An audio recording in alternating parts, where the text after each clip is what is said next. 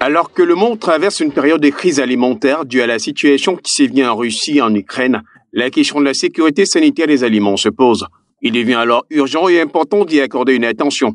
De ce fait, à l'occasion de la célébration de la Journée internationale de la sécurité sanitaire des aliments, ce mardi 7 juin 2022, la FOCACO, Fondation camerounaise des consommateurs, à travers une conférence débat, a voulu mettre un point d'honneur à l'effet de préserver les populations de l'intoxication alimentaire et surtout que selon les données statistiques de l'OMS, 65% des maladies ont une origine alimentaire. Il faut rappeler qu'aujourd'hui, c'est la 4e édition de la sécurité sanitaire des aliments sous le thème des aliments sûrs.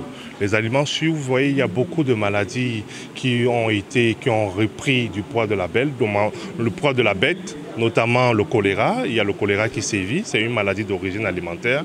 Il est question ici d'édifier les populations. On a donc invité un certain nombre d'experts du droit, de la qualité et même du ministère de la Santé, et même des entreprises pour donner des conseils pratiques aux consommateurs, aux ménages. Comment conserver un produit? Comment reconnaître un produit qui n'est pas bien conservé? Ou aller acheter un produit sûr? Aussi, la sécurité sanitaire des aliments étant une préoccupation importante, il va de soi qu'être à l'abri des effets déshydratats qui pourraient subvenir des aliments demande des moyens de conservation, mais aussi des entreprises qui font pour le cas d'espèces dans la transformation des aliments. On éduque donc les populations à comment conserver et on demande à l'État de mettre des moyens de conservation.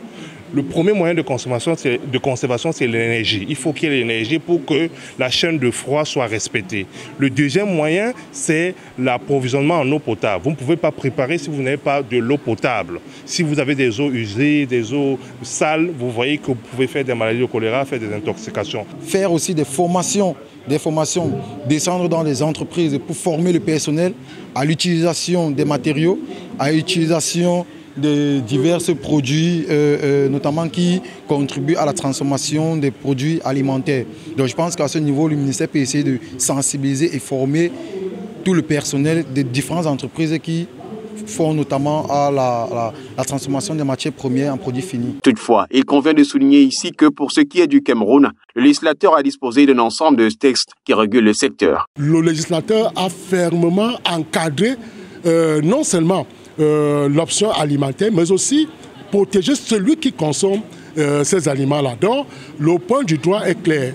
Si un industriel ou un opérateur économique met en consommation des produits frélatés, il s'expose à la loi. Les aliments sûrs pour une meilleure santé, le thème de cette conférence débat est fort évocateur et lance une sonnette d'alarme aux États, mais également aux industriels, à observer un temps d'arrêt afin de penser à la sécurité sanitaire des aliments que nous consommons.